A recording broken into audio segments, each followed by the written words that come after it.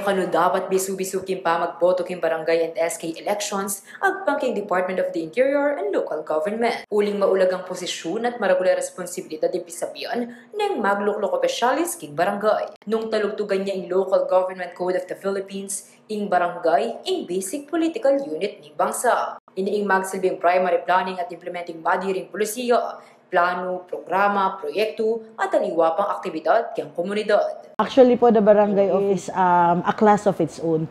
Bakit po? Dahil sa isang barangay official or sa barangay po ay nakalodge po ang tatlong kapangyarihan ng Estado, ang executive, ang legislative at ang judicial power, unlike other local government officials. Importante po nila in the level of local governance kasi sila po yung unang nakakalapit sa mga lokal na komunidad. So barangay officials really are very crucial in the local government po. Agpangking legal officer ng DILG Region 3 ay Attorney Jacqueline Paulino, ding barangay officials mo naman ding frontliners, karas king pamanatan serbisyo kareng Mario. Ing kapitan ing tatalan king pangkabilugang liderato king barangay, kasaw ding kayang kagawad. Bilang isang executive po, ang barangay officials po implement or enforces the law. They ensure that laws are faithfully executed. So makikita po natin ang mga barangay officials po would always be the first responders when there is a disaster, 'di ba? So in line with being the executive, sila din po ang nagpapatupad po ng mga local laws and national laws. So as an executive po, they have a very crucial role po as in the grassroots. Barangay officials are also legislators, 'di ba? So, being sa sanggunian po, sila po ang gumagawa ng batas on the local level which is enforceable within the territorial jurisdiction of the barangay. So, meron po silang kapangyarihang magpasa ng batas na maaari pong mag-penalize sa mga nasasakupan po nila.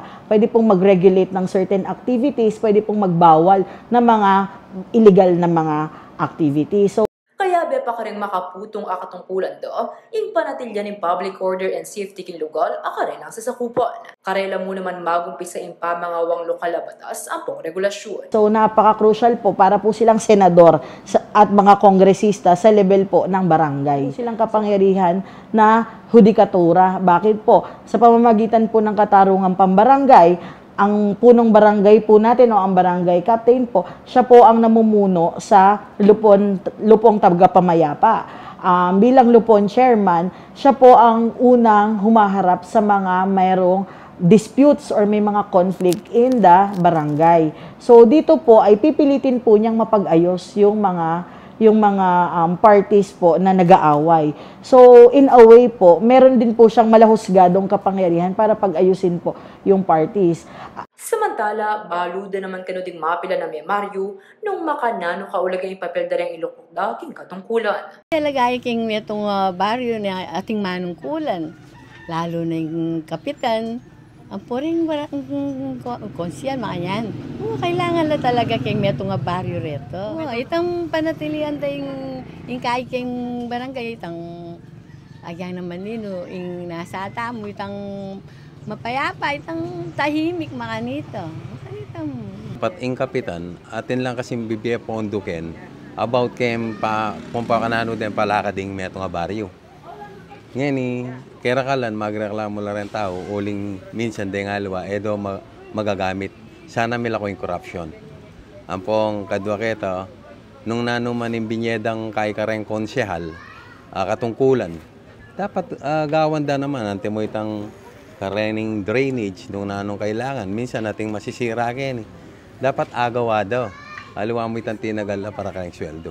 What ating manyat sa minsan din ang dalahan. Kay batning pilang beses sa pangakansila ng barangay and SK elections, pilang Aldo Namu, makapagdesisyon ng pasibayo ding memalin nung bisa lang miluklok bayong opisyalis o ding dati pamurin. Ang manungkulan, ang karapat dapat mo magkay ka rin kabaryo do. Miluklok lumpot ngayon Dapat gawan dito, dapat dang gawang kaya kaming baryo, mga nito.